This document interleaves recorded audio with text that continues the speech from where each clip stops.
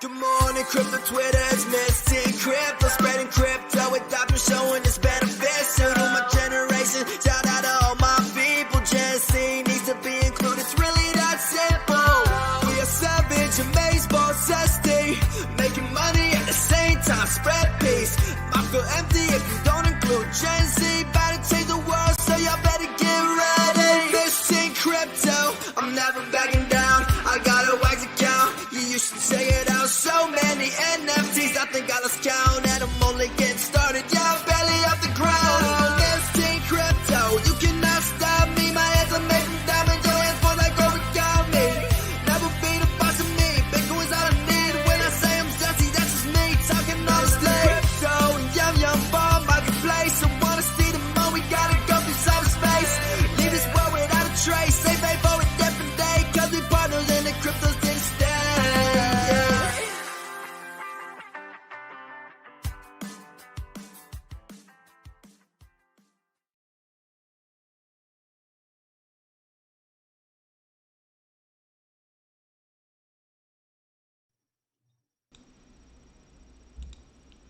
Hey everybody, and welcome back to the Miss Teen Crypto Show. Today we have another zesty guest. Please give a warm welcome to Arcane Bear. Welcome to the show, Sir Bear.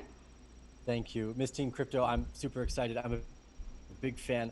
I think you're doing great things. So I'm really looking forward to having a conversation with you today, just kind of exploring anything. We can go anywhere. Definitely. So let's go places. Right now, I kind of want to travel back in time and talk about you before Bitcoin. So what were you before Bitcoin? Who was Sir Bear?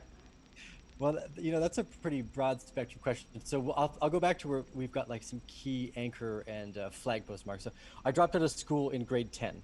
I've always kind of worn that as a badge of honor.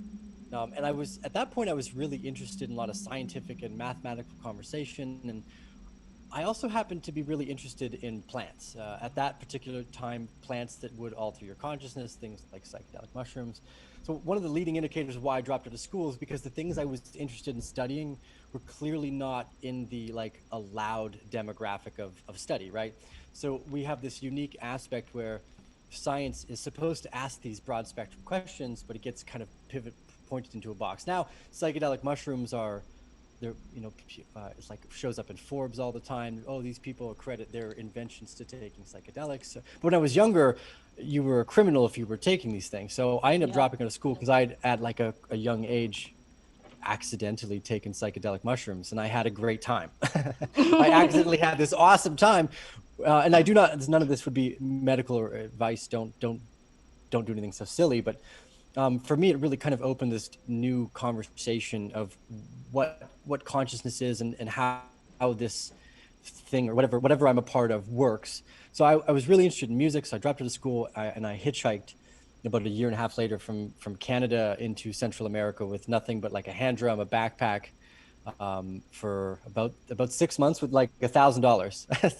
So this is I was actually chatting with a friend yesterday. I was thinking about how ridiculous this was, that when I did that, all we had was paper maps. Like there was no Google Maps, there's no real GPS that was easy to access for anybody normal at that point, unless you're like, and you were in the military, you maybe had GPS or something, but as a normal person, you're not walking around with GPS. So I did a lot of this trip all with just a paper map, and I almost got lost in Mexico at one point. Like in Mexico City, I just went for a walk. I was like, yeah, I'm just gonna go for a walk. I didn't recognize where I was. I was like, oh my God, I have no idea where I am. It's a huge city too, right? Trying to figure out, I remember I walked this, oh yes, this like orange building looks familiar. I did find my way back. But I think just in general, what I started to do was really enjoy fringe conversations. So I spent a bunch of years living in Central America, finding my first partner, and then where a lot of people are probably interested in the conversation are the 2 times I interacted with Bitcoin. So a lot of my key interests were around like scientific conversation, weird fringe esoteric stuff that's obviously valuable but not totally allowed by society or something like this. Like, I don't know, there's something weird there about the taboo conversation of interest, because when I found Bitcoin, it was definitely a taboo topic, right? Yes. It wasn't the mainstream. Everybody's using Bitcoin. The first time we bought and we used it, we were paying for servers. right? Yeah. So we were running a business with a group of other people, and we were doing like search engine optimization, pay-per-click, pay-per-view advertising. We were always buying websites and hosting them. And this company was like, look, well, we'll give you a deal where every server you rent is half off if you pay with Bitcoin. We're like, okay, cool. We'll figure out what Bitcoin is, because saving money for an extra step is not that big of a deal for us. Like, it would be like, oh, hey, if you use PayPal, we'll give you a 50% discount. We're like, we'll figure out PayPal then, right here. Yeah. So we What bought year was Bitcoin. this? This, what was $90? I think it was 2010 or 11. Now, Okay. so the problem with me is I would actually have to go back and specifically look at calendar dates, because I was also still taking a fair, like around 2011, I ended up going to Peru for a little bit. We were studying ayahuasca with different shamans. So there's a side story running along this was quite colorful, and like exact dates are close. I do remember exact prices because we had to go through this really archaic website in Canada to buy, that didn't last more than like maybe 9 months after we bought it. The website didn't exist anymore, and the company had gone out of business. Like it was very difficult to buy back in the day too. Like we had some weird areas to be able to buy Bitcoin in Canada. So anyways, the point of this is, when I figured it out though, when I actually got it, and I think that this is a much more important, because when we first bought it, it was the ease of utility. There was no way I had no idea what its value could be. But around when it was $800 to $900, I don't remember exactly when, very colorful moment in my life, but around $800 to Colorful. $900, I started buying. And there was one of the key moments was I was living in Guatemala, and I found this postcard on the ground that said Bitcoin. It had like the secret flower of life behind it. I don't know, or like, which is, I don't know if you know what that is, but the hippie crowd will definitely know what it is. It's these geometric circles that show the Vesica Pisces in the center, and how you can create all these geometric sequences out of these coalescing points of geometry. It's called the secret on a I don't remember the name exactly, but it's called the secret flower of life. If you can look it up on the internet, you'll recognize. I think it's like Yeah. 64 concentric circles. It was Yeah, like nice. fate Okay. that you And found then it was that. It was like in fate that in you a found that random almost. indigenous community in Guatemala. Absolutely. This is like Yeah. the only way you could get to that town was by boat. What? There's no road to here. And so I actually know how it got there, and it got there from the hippie community. One of the, like, some of the very first adopters were the libertarian community of this technology, because for me, I don't understand technology. I still don't know how Bitcoin works, technically speaking, but conceptually what sold me was, this is not government money. And well, so what's money? Whatever we would choose it to be. If we give something that value, and we ascribe a value to whatever that something is, and we both agree, then that can be a money and a currency. Like, value is this really weird psychedelic topic where it doesn't actually exist. Like, the price of something is a hallucination. Yeah, I mean, Bitcoin is just a different way of transferring value. Right. So there's the technical revolution, which is a definite part of its value, Oh, right? But for me, 100%. the big first selling feature was, okay, if we trust that technological idea of distributed systems are better, because and this is, I think, a much deeper conversation too. If you get into a conversation with a lot of libertarians, they will agree that we don't want centralized government. We want smaller municipal governments, so that if these people are more akin to wanting to grow ganja, they can. That's like their own little area. Yep.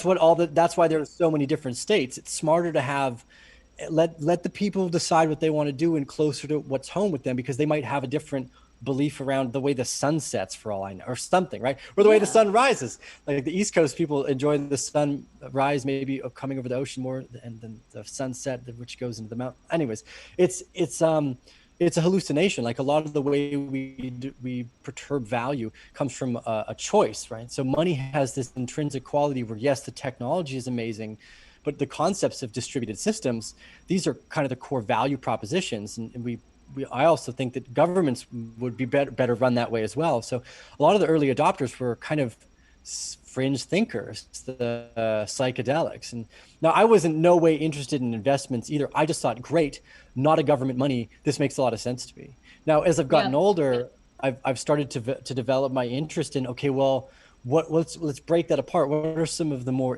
other interesting concepts that are here, like wealth or richness or time or volatility? like what's unique is that my love and study of mathematics, things like fractals and scale invariance, they had this kind of coalescing wave head that is like, okay, well, look, the markets run like this too. The markets have this unique repeating function. Like if you go back in Bitcoin's history, you look at the time, it does this almost these we call them trading range growth processes, where it goes through a horizontal area, and then as soon as it breaks that horizontal area, it just rockets up and does it again. Yep, And I've this seen is that. this is yeah, so there's a really interesting mathematical concept, or if philosophy, if you'd like to extend it even further without borders, but this idea of scale invariance. Do you know what this is? I'm not all too familiar, but I'm kind of catching on right now. Okay, so you'll recognize it, which is one of the fun things. So what's unique about certain qualities of mathematics is that you can see it and you'll recognize it by nature, because you are basically made of the same things, right? Like the Yeah, Fibonacci extension, one of the reasons why it makes a unique tool is because we're using a mathematical like primitive, almost like how we talk about financial primitives. There are certain mathematical principles or primitives that write like the nature of the thing that we live in. So there's this one where it goes 1 + 1 is 2, plus 2 + 1 is 3, 3 + 2 is 5, and it continues to create this cycle outwards that makes things like the nautilus shell, or the way the spirals in a sunflower separate, like all these, or yeah, the curvature of the way that like psychedelic broccoli grows. And there's this repetitious fractal nature to the universe that exists kind of everywhere. So you can get into fun authors like Benoit Mandelbrot, who wrote a book called The Misbehavior of Markets. And what you realize, or what you find, is that the fractal nature of the universe also exists in the markets. So there's this fun aspect where you're not trying to predict the future exactly. You're just watching it evolve using the same mathematical principles. So there's these really unique time functions that seem to exist within the principle as well, that are psychologically related. Like the market lows are actually usually extreme moments of fear within the entire society, right? So a market cycle low, one of the best times to buy, you don't need to look at a chart for, because you can find it within the human psyche. That's that old adage of Baron von Rothschild's, like, you buy when there's blood in the streets. Well, just rewind to March 2020, and you're watching people potentially fall over, dying from a new disease. We're literally witnessing what was to become like at least my and your and a few other generations, like blood on the street moments, which yeah. is that market euphoria starts at extreme fear, and that's the biggest fear moment I've ever been in my life. So the bull market started at that moment, basically, Yeah. right? Every day after the WHO declared a pandemic, every day after that, the market went up. And it's only gone up since then, more or less, with this recent correction Yeah. into another moment of market fear, where people are scared again about, well, what's going to happen? Like, are we going to collapse? They're printing dollars left, right, and center. So it's interesting, because the noise or the news is the things that are happening, but the signal is this deeper underlying fractal mathematic that it seems to, again, to move through everything, right? Like Yeah, you're not, exactly. yeah. I Anyway, so know that's that kind of how I got here. exactly. Like I know that, I was taking philosophy this past year in high school, and my teacher said, one of the things we know for sure is real is math. Because nothing can change math. Like no perspective can change math. So I feel like what you were saying about how this all ties together with math and the human psyche, it all makes sense. Like my mind is just like wow right now. That totally makes sense. Yeah, it's a beautiful kind of way to look at the tapestry and see that it's all woven out of the same, even though the pieces can appear so different in It's all the the first. same. It's woven together by the same thread, and it's Yes. this thread has some very good qualities. Like, for instance, when we're talking about the mathematics, it's not even, we didn't come up with these mathematics. These are in the fabric of nature, right? We It's see already them here. repeat. Yeah, it's the writing within the code of nature, like almost like how when you look at the Matrix, there's some definite coding here, right? Like Yes, it's not, exactly. we didn't make mathematics up. We're viewing it, what it is representing itself. Not so much like, oh, we've come up with a mathematical primitive. No, we're viewing that mathematical primitive and echoing it and reiterating it. It's ourselves. Exactly. The Matrix really blew my mind as well. It really made you think about what's real, what's not. But we know that math is real. And we know that everything in this world has some sort of math going on. Yeah, there is an underlying code to the nature and the That's so reality of things. insane. Like I mean, everything. so here's shout out to the guy who gave me this business card. But Oh, this would be the mathematical primitive. Jesus, it's not. There we go. yeah, there we So go. there's the two boxes, the Nautilus shell. So there's a lot of things that come out of this particular growth pattern. And the markets are no different. So one of the reasons why I first started studying was I like the intrinsic kind of libertarian, open-minded aspects about Bitcoin, but I also was really interested and fascinated by the topic of consciousness being a part of the markets. And Yes. that's kind of been the study too. Like, yes, making money is great, but I like to read books. I like to paint and do art. Like my loves and interests don't cost me money. I really love researching. So I've been what's been fun is this kind of process into becoming an investor by accident.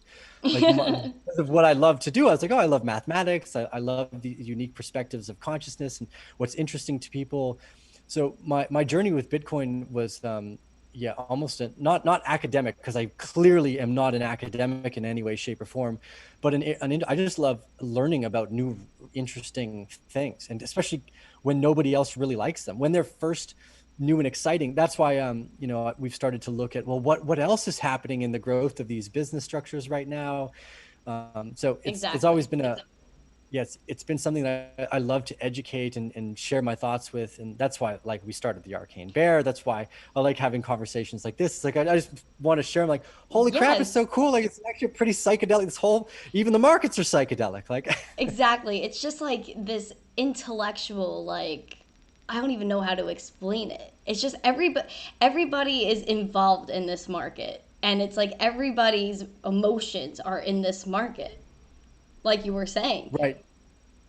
That, So there's a few fun heuristics there, right? Like, okay, so first off, we're both early still to the adoption of this stuff. Like, it yes. is crazy powerful.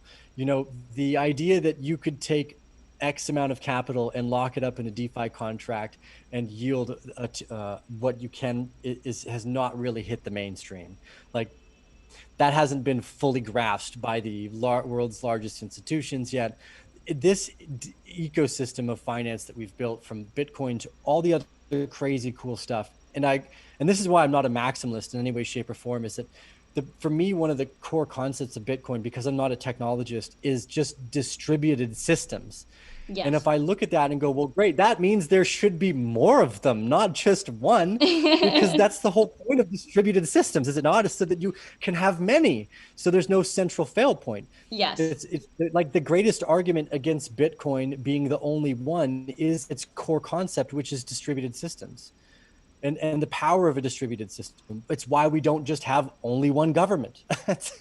You want all the freaking choices, in my opinion. Like, Yeah, I mean, the cryptocurrency space, what I love about it as well is that it's all about choosing. You know, you can choose if you want to be a maximalist. You could choose if you want to get involved with other projects. So, what made you fall in love with Bitcoin? Was it that, you're distributing wealth? What do you like about Bitcoin? What made you fall in love with it? so I get when the internet first came on and I started studying, I was like, okay, well, I liked religion, I liked philosophy, I liked really abstract ideas. It's like, okay, let's assume that maybe these people had something intelligent to say that was somewhat scientifically based, but passed on through story so that it would continue to repeat, even though people maybe didn't understand the scientific basis of which the story was passed down. So what you actually have to do is rip the kind of veil off these religious stories as like a moral story, and look at it more as like a scientific story, like that there's some type of underlying thesis to the story that, again, is, yeah, they use as a story so that everyone could share it. Like, if we go into advanced topics around metaphysics or physics in general, it can become very scientific, but the point might not get across to the average person, and therefore the story would get lost because no one would keep repeating it. So Exactly. when they're like, oh, here's your SIN number for working, when I was like, wait, what? You're giving me right now a literal early stage digital identification that's meant to control and track all of my buying and selling and the work that I do for this corporation, which you call a country, which I was born into, And in no way you ever asked me if I agreed to pay the taxes for all the bombs and stupid dumb shit that these Congress people decide that they want to do, that I have nothing to do with at this moment, other than I was born right here. And that was a very worrying moment to me. I was like, oh shit, like this doesn't look good. Like, this looks exactly like what they warned us about, right? Like at some point they're going to try to control all your buying and selling. So Yeah. I'm interested into where these conversations go, because if we don't show up and are not part of the potential structure of these distributed systems going forward, well, who's going to write them? They can go good or bad, just like any technology. Like, and a lot of the times the technology we build is funded to go bad. Like, think about how much money is spent on bombs, right? We spend a lot of money on how to do bad, like, Yeah. or blow shit up, you know? We're not always focused on spending a lot of money on fixing things. So some of the first reasons why I really love Bitcoin is like, well, this is a vote against the things that seem to be attacking my free choice on what we should be doing as a society. Because I'm just, even now, like, why are we not asked to have to, like, when you turn 18, if you had signed like a legal document with a credit card company before you're 18 and you spent a bunch of money on that credit card and they tried to come after you, it would be their fault for trying to get a minor to sign up for a credit card, right? Yeah. But they don't make the distinction from when you're born for all the other crazy shit that you get signed up to for your corporation of the United States or whatever it is, right? So Yeah. that even still today is like somewhat of a little bit of a worry of mine. So for me, these distributed systems represented like a step forward or a potential pathway to solving those problems by delegating our, whether it's voting mechanisms or municipality mechanisms, to trusting some of the technology to make the vote decisions, and just probably a bunch of other broad spectrum ones, but also not letting it just run out of control into the tyrannical hands potentially, because that's usually where bad tech things that can do bad with the same technology go, right?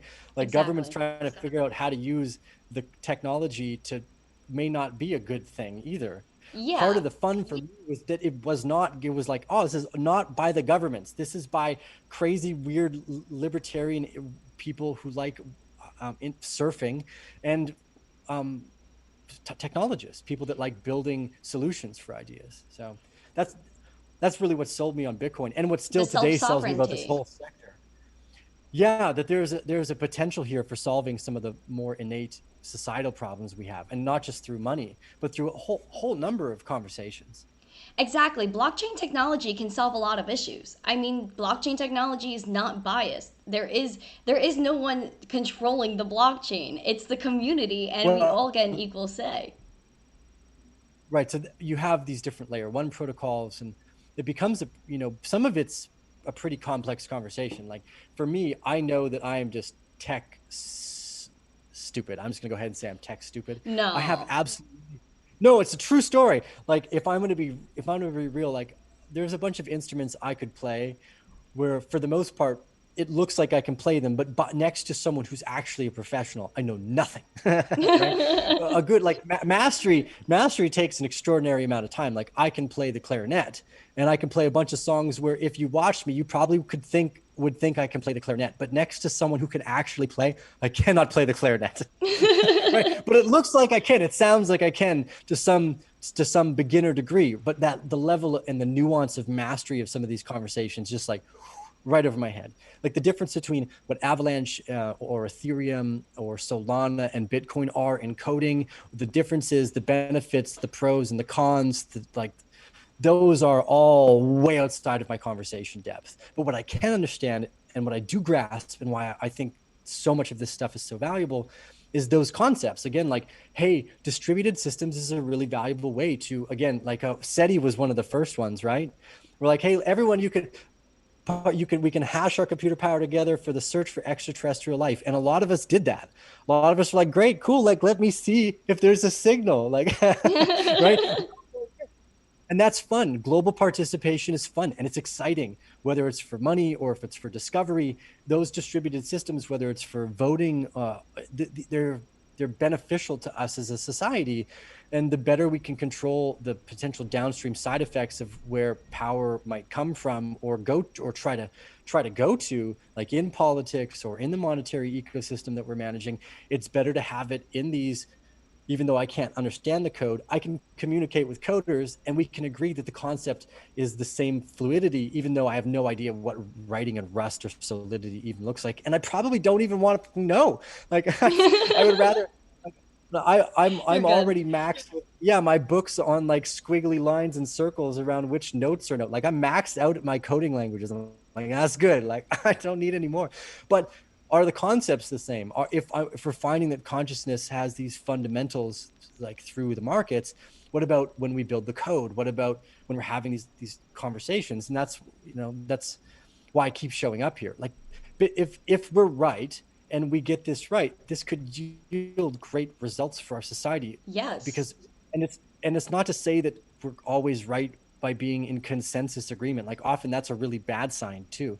Like if everybody's agreeing, you're like, oh yeah, everyone thought the world was flat too. Like this is consensus is not like the greatest mechanism either. It just means Yeah. everybody could all agree on the wrong thing too. Like, you need like a caretaker. You need caretakers of the ecosystem, people that are trying to not just drive the technology around consensus, but people that are trying to drive like larger visionary conversations. And that's why you see such interesting people that lead the helm. Like Vitalik Buterin is obviously a very interesting person, Oh right? yeah. For sure he is. Fascinating. Yeah, it's fascinating to listen to, like, dude, these tragedy of the commons conversations, and I really Yep. like that. That's what keeps me showing up, is that engaged, interesting conversation around solving these unique problems by using technology, whether it's for money or for voting or for how you might get distributed some type of income for just being on social media. Like, why should Exactly. you not be rewarded for all of your participation? That's what this was. Like, hey, you were rewarded for participation in SETI. Like all these games should be like, hey, we all get rewarded for participating. Like even though you might not get first place, you at least still, like, you still get to be part of the game.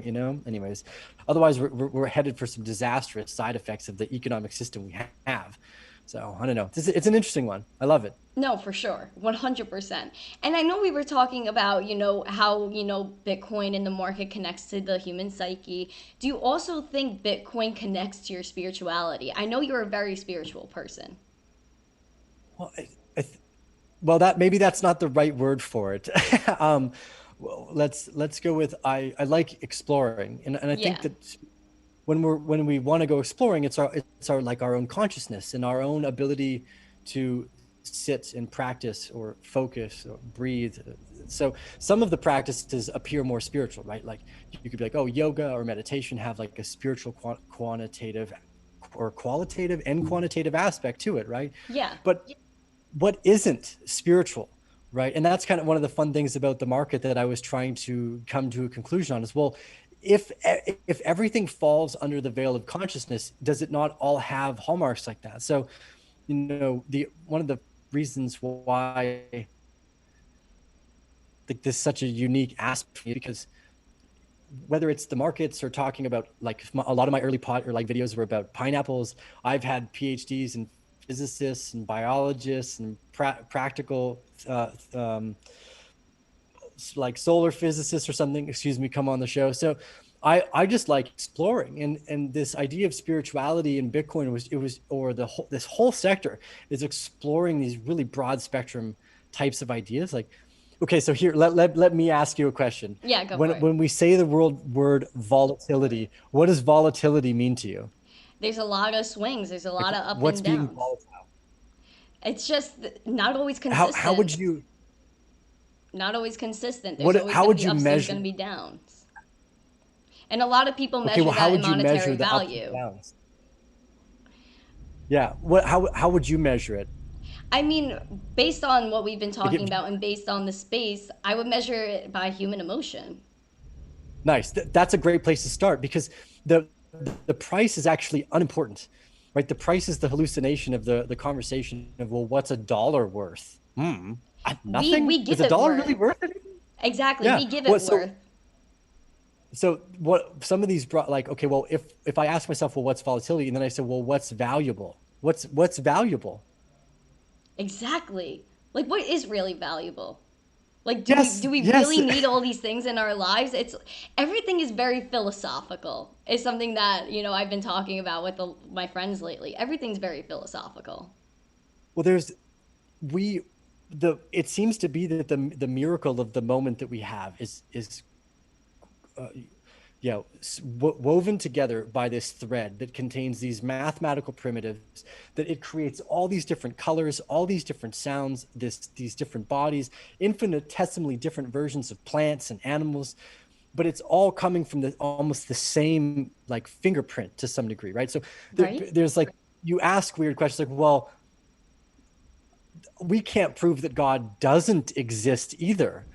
We can't prove that it does exist, right? So in the spiritual conversation, like, well, if I'm looking and I'm seeing the fingerprint of something that seems to be pretty specific, even though I can't comprehend, I could say, well, I could just chalk it all up to randomness. But what if it's not random? We have randomness in the system, but this seems to be pretty well put together. So Yep. what I like about the markets is that it's a unique way to focus on conversations like, well, what's valuable, or what's the value, or what's richness? Like, am I rich? Are you rich? What about the person sitting on the side of the road? Are they rich? Or the indigenous community over here with no shoes, are they rich? They're like, when you Exactly. start, It's social I love. norms. The society you live in. Well, and the quality of some of the things that's I find most interesting is the way we pivot the question. A lot of people come ask themselves if they're rich and only focus on the dollar price, instead of go, what happens when I look and just appreciate how crazy all this is? And I wouldn't call it spiritual necessarily. Again, it has its connotations like that, but it's the exploration and like the bewilderment of being so blown away by how crazy this all is. Like, I studied I still study music, and I know I will never become like an expert, even because even the study of vibration itself extends so far past any particular field that you could end up studying absolutely everything. Like, well, what isn't vibration then? That would be the question. It's like, well, Yes. maybe all of it. That means every single thing of the market, of money, of human emotion is all part of this unique universal vibration of some kind. So I like to fall down that rabbit hole because it makes the research of like monetary stuff more interesting to me. I'm like, oh, this is a really unique, philosophical, or rather, abstract conversation around the spirituality of money, maybe, or the spirituality of wealth, because it's not necessarily intrinsic. There's no intrinsic wealth to gold or Bitcoin if you are stuck in the desert by yourself and there's some random person holding water and Bitcoin. The water becomes the infinitely more valuable thing, and the price to this deteriorates instantaneously. Because in the moment of survival, that's why these big fearful moments in the pandemic are really good moments to start accumulating, because at that moment the price sheds to basically a survival mode for people. So anyways, I'm fascinated by this conversation, in Me a yeah in too. a yeah in like of a philosophical concept. No, 100%. The vibration conversation is one I could go with forever because it's just everything has a vibration. Like you could be like in a room with a group of friends and then that like one mean person walks in and then like the vibration's off. Like that's an example. Like your frequencies, your vibrations. It's just like all craziness. It's just so many different things that are going on at one time. Blows my mind. And I Yeah, know it's I an know you orchestra. mentioned playing instruments. So I also want to ask you, since you're very into music, how many instruments do you actually know how to play? Well, so this comes down to the kind of the conversation we were at before, which is that I could actually probably pick up almost any instrument you could give me, and I could fake being able to play it because of my general study of music. But on a level of mastery, maybe only getting close to one, which would be the drum kit. So the drum kit I've been playing since I was young. Percussion I am very good at, but because I'm also somewhat good at percussion, I can play the flute, the clarinet, the guitar, the oud, the didgeridoo. I could probably play a harmonica, but I haven't tried in a really long time. The cello, kind of. Um, yeah, so a bunch, That's a but some of vibe. them I can fake. All of them are fakes as in comparison with where I've spent like over a decade actually studying how to play, which is the drum kit.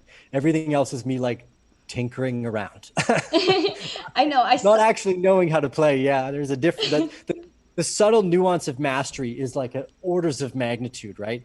So you can go to learn how to play something at a surface level relatively easy, but to get like to say where you can actually, where I would say you can actually play it usually takes 10 to 25 years on a pretty like base on a flat basis. Yeah, I mean, I see you playing different instruments all the time, and honestly, I vibe with every single one of them. I'm just chilling. I like they're like usually over a minute long, so I let it play, and I'm sitting and I'm like, yes, Bear, this is amazing. Honestly, I vibe because I feel your vibe. Like you always have a background like this going on. Like you got your like crisscross applesauce, and you're ready for this. Like you're like very I'm Sir Bear. I'm playing the instrument. I'm in the moment. Like when you played astronaut in the ocean. What is it? Astronaut in the ocean, right? On the drum kit. Oh yes, Yeah, thank you were you. just like going off, and you were passionate. I was like, yes, Bear. You do that. You play those drums. Like you Yeah, thank nailed you. it. And all these Yeah. other instruments you have. Oh my Well, see, gosh. the drums I can actually play though. That's an unfair advantage because that's an instrument I can technically play at least a little bit. Whereas all the other ones, like, okay, so for fun, wait, do you play the instruments? I, You I, asked I me to played bring. the recorder in eighth grade. I think that's the closest I've ever gotten to an instrument. Have you tried playing it again recently? No, I haven't. I think I lost it. You lost. Maybe I should go Are there find any it. Are there any instruments there? No, I mean, I have a You lied. pen I could You play with. definitely have. Yes, pots and pans usually too make great drums, especially when you fill them half with water. Always have an instrument around. Yeah, Um, I should have an instrument. Oh, yeah, it's one of those easy ones where when you sometimes what's difficult is knowing that you don't have to finish it to enjoy it. Like I didn't read books for probably a few years because I kept starting to read a book and then I wouldn't finish it and then I wouldn't start a new book almost because I felt beholden to the fact that I didn't finish the other book or some shit like this. It was really stupid. So yeah, I got it. what I've learned to do, and instruments fall in this area as well, is that every time I see a new book or a new instrument, I just pick it up. I'm like, great, what is this? I like try to meet the new thing with excitement, knowing that I may not like it. I may not like most books or most instruments, but I'm excited to kind of pick it up and play. That's been a really powerful kind of leading sentiment for me. And whether it's a book or an instrument, it's kind of the same thing. It's like, well, let's explore whatever thing it is I'm trying to figure out, right? So an instrument was just another form of like study, I guess. Yeah, So yeah. If you I if you guess want that's to my play us if I were to leave something, anyone with everything, that's like my favorite. No, I will. I guess I was just what's fun is that if, the talking is what's I've gotten more popular for talking than I have music, but I'll share some of the music. It's actually much better. So this is a Native American Navajo flute Navajo made by a flute. gentleman. Yeah, it's a drone flute too. I think you asked, which is that there's two sides. So this side just plays an F sharp, right? And then this side you have a tonal F sharp. So when it's all closed, it plays an F sharp major. And then as I roll open, effectively, I can stay in major and then I can stay in minor effectively. Anyways, a really easy instrument to play. You can pick up a flute like this and learn how to play it from high spirits, not in any way affiliated with them, but I love this. So have you ever thought to yourself, hey, I want to play some music, and I would look at these guys are great. It's like $150. This one is a bit more expensive, but I've had this for 7 years. It's beautiful. It looks Anyways, brand new. I know exactly right. I love it too, as you can tell. I'm a big salesperson for it. I Yeah. thought I'd share because people often asks, and you never know. So I will play. So F sharp and F sharp major, and Yes, I got my glasses on. I'm ready to party. oh yeah. Well, I'm not much of a party flute person. You know, No, go we'll off. I'm we'll ready see to what happens. vibe.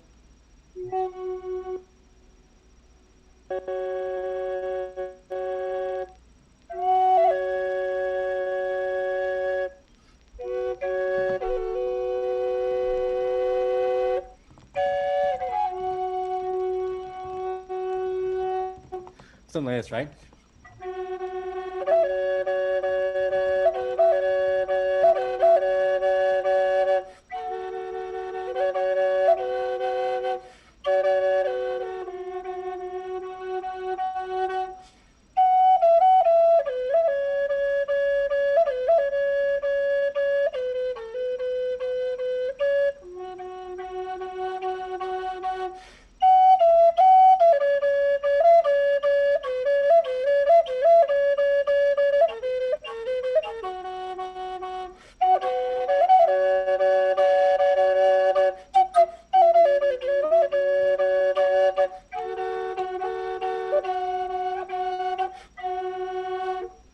Anyways, there you go. Little something. Whoa, that was amazeballs. I totally vibed with that. I could listen to Yeah, I that for hope so. hours.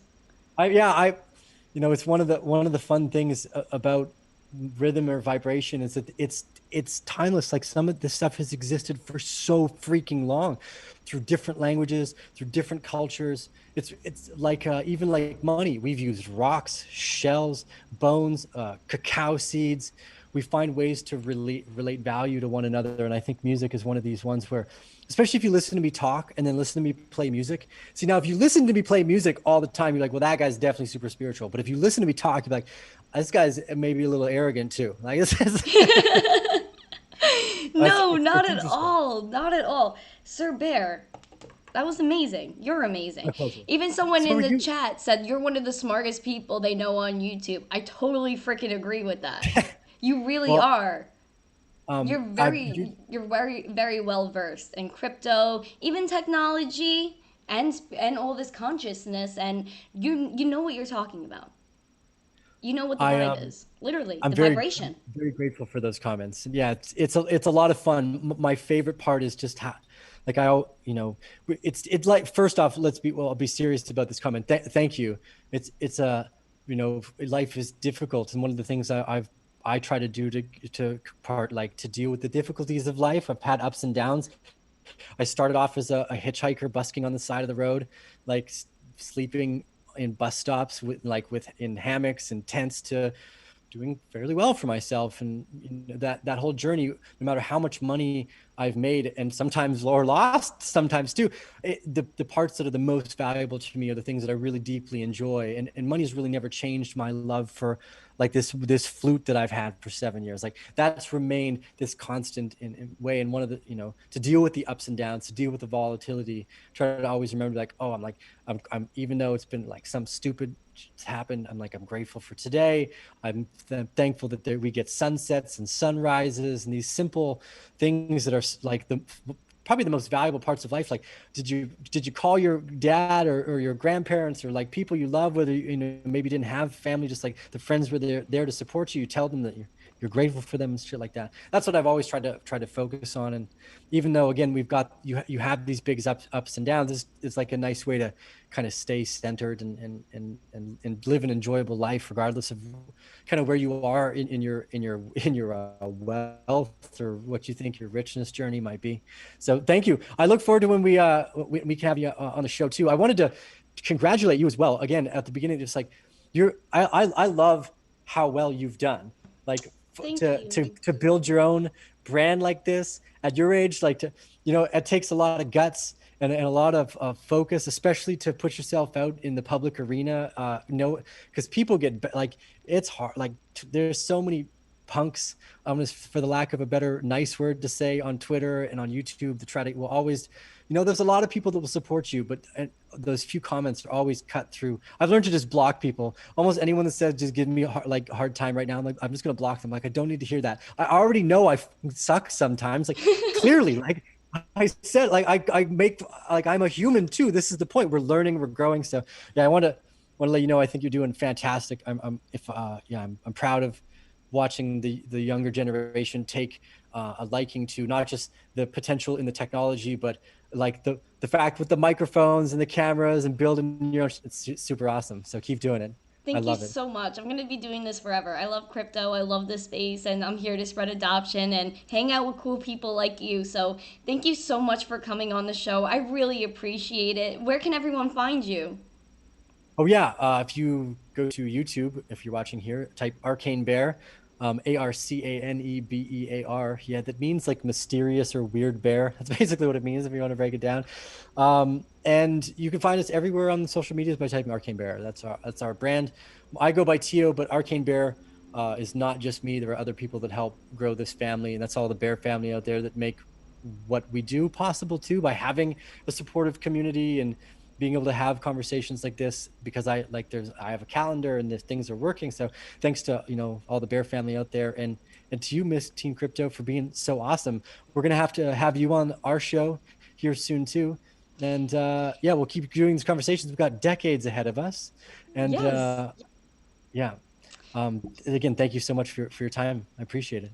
Thank you for all your kind words. I really appreciate it, Sir Bear. Definitely check out his merch shop. I have a hoodie and this Oh, amazing beanie. I love it don't do so it. much. Don't hold on. You can't do that though. Okay, I have to apologize. Our store is technically for private members only. Oh, is it? Oh, I'm sorry. I know it's okay. We do that because we're just try to support with our community as much as possible. But when we first had a voice chat on Zoom, we were trying to line up a podcast prior to the bull market going absurd and everyone Yeah. losing daylight. But I think it was your sister's birthday or something.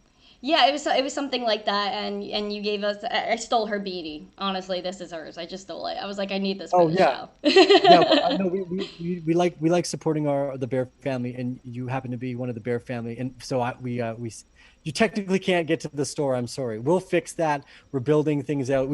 It's hard. Like the infrastructure is difficult, and I don't like working a lot. I don't need to. I like studying and talking to really interesting people. So that we accomplished those things today. Thank you, Miss Team Crypto. I'm a huge fan, and we'll keep these conversations up. 100%. Guys, his Twitter, YouTube, and website is in the description of the video. Make sure to check it out. Thank you again, Sir Bear, for coming today. Have an Anytime. amazing weekend, everybody. Have a happy Friday, and of course, stay zesty. Good morning, crypto Twitter is missing crypto, spreading crypto with doctors showing its benefits to my generation. Shout out to all my people, Gen Z needs to be included. It's really that simple. We are savage, amazed, boss SD, making money at the same time, spread peace. I feel empty if you don't include Gen Z. About to change the world, so y'all better get ready. Missing crypto, I'm never backing.